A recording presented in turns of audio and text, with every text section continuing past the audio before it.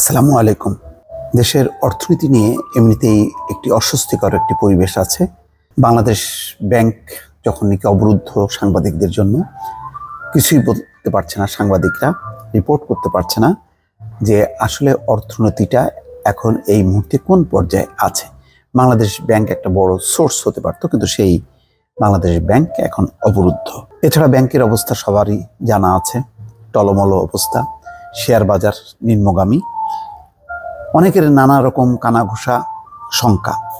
এই পরিস্থিতির মধ্যে প্রধানমন্ত্রী হুঁশিয়ারি উচ্চারণ করেছেন অর্থনৈতিক পরিস্থিতি সম্পর্কে।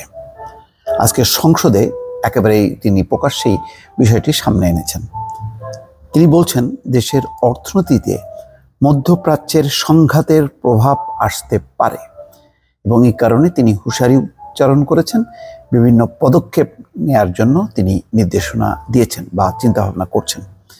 খবরে বলা হচ্ছে, প্রধানমন্ত্রী শেখ হাসিনা বলেছেন, বর্তমানে মধ্যপ্রাচ্যে সংঘাতপূর্ণ পরিস্থিতি সৃষ্টির যে আভাস দেখা যাচ্ছে তা সারা বিশ্বের পাশাপাশি বাংলাদেশের সামাজিক, রাজনৈতিক ও অর্থনৈতিক ক্ষেত্রেও প্রভাব ফেলবে বলে ধারণা করা যায়। দেশের অর্থনীতিতে এই সংঘাতের কিছুটা প্রভাব আসতে পারে। অর্থনীতিতে সম্ভাব্য বিরূপ প্রভাব প্রশমনের লক্ষ্যে সরকার বিভিন্ন আগাম পদক্ষেপ নিয়েছে বলেও জানান সরকার প্রধান। বুধবার জাতীয় সংসদের সংসদ সদস্য সামিল উদ্দিন আহমেদের এক প্রশ্নের জবাবে শেখ হাসিনা এসব কথা বলেন। তিনি বলেন, বিশ্ববাজারে অস্থিতিশীলতা, বাজার ব্যবস্থাপনায় অসামঞ্জস্যতা এবং বিশ্বব্যাপী জ্বালানি তেলের মূল্য বৃদ্ধির সূত্রে বাংলাদেশে মূল্যস্ফীতি কিছুটা বৃদ্ধি পাওয়ার সম্ভাবনা থাকে। এছাড়া সংঘাতপূর্ণ পরিস্থিতির কারণে পণ্য সরবরাহের সাপ্লাই চেইন ক্ষতিগ্রস্ত হলে মূলত ইরান এবং পার্শ্ববর্তী অঞ্চলে রপ্তানি সংশ্লিষ্ট পরিবহন খরচ বেড়ে যেতে পারে। এতে পণ্য তৈরি ও সরবরাহের ব্যয় বৃদ্ধি পাওয়ায় রপ্তানিকারকরা কঠিন প্রতিযোগিতার সম্মুখীন হতে পারেন। সংসদে প্রধানমন্ত্রী বলছেন, এই প্রেক্ষিতে কি করা উচিত, যে এমন অবস্থায় মধ্যপ্রাচ্যের চলমান ঘটনা প্রবাহের উপর নজর রাখা এবং নিজ নিজ করণীয় নির্ধারণের জন্য সরকারের সব মন্ত্রণালয় ও বিভাগকে নির্দেশ দেওয়া হয়েছে। সংঘাত দীর্ঘ হলে কোন কোন খাতে প্রভাব পড়তে পারে তা বিবেচনায় নিয়ে প্রয়োজনীয় প্রস্তুতি নেওয়ার জন্য নির্দেশনা দিয়েছেন তিনি। সরকারের নেওয়া বিভিন্ন আগাম পদক্ষেপের কথা তুলে ধরে শেখ হাসিনা বলছেন, মধ্যপ্রাচ্যের যে কোনো সংঘাত বা সংঘাতের খবর জ্বালানি তেলের বাজারকে প্রভাবিত করে। এতে পণ্য পরিবহনে জাহাজের ভাড়া বাড়ে, যা আমদানি ব্যয়ের উপর চাপ সৃষ্টি করবে। সার আমদানি ব্যয়ে প্রভাব পড়ে। এতে বিকল্প উৎস হিসেবে চীন, মরক্কো, তিউনিসিয়া, কানাডা, রাশিয়া ইত্যাদি দেশের সঙ্গে বিদ্যমান সম্পর্ক আরও জোরদার করা হবে।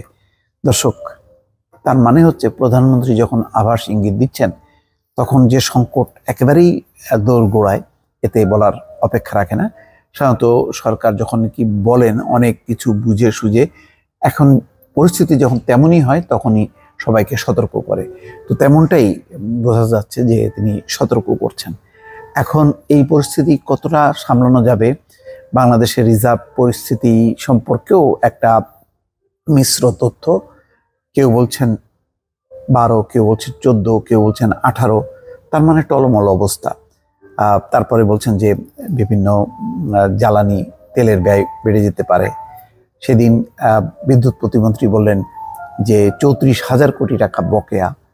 তো ঋণ শোধ, বকেয়া পরিশোধ, দেবপ্রিয় ভট্টাচার্য বলছেন যে বাংলাদেশের অনেক দিনের ঐতিহ্য ছিল যে বিদেশি ঋণ পরিশোধের ক্ষেত্রে বাংলাদেশ কখনো খেলাপি হয় না, এখন সেটাও হচ্ছে। তো অর্থনীতিবিদরা যেই পরিস্থিতির কথা বলছেন, দেবপ্রিয় ভট্টাচার্য সহ সিপিডি আর প্রধানমন্ত্রী এখন যে মুখ খুললেন, দুটি যদি মিলানো যায় তাহলে বোঝাই যাচ্ছে যে একেবারে সংকটটা দোরগোড়ায়। দর্শক, ভালো থাকবেন। আল্লাহ হাফেজ।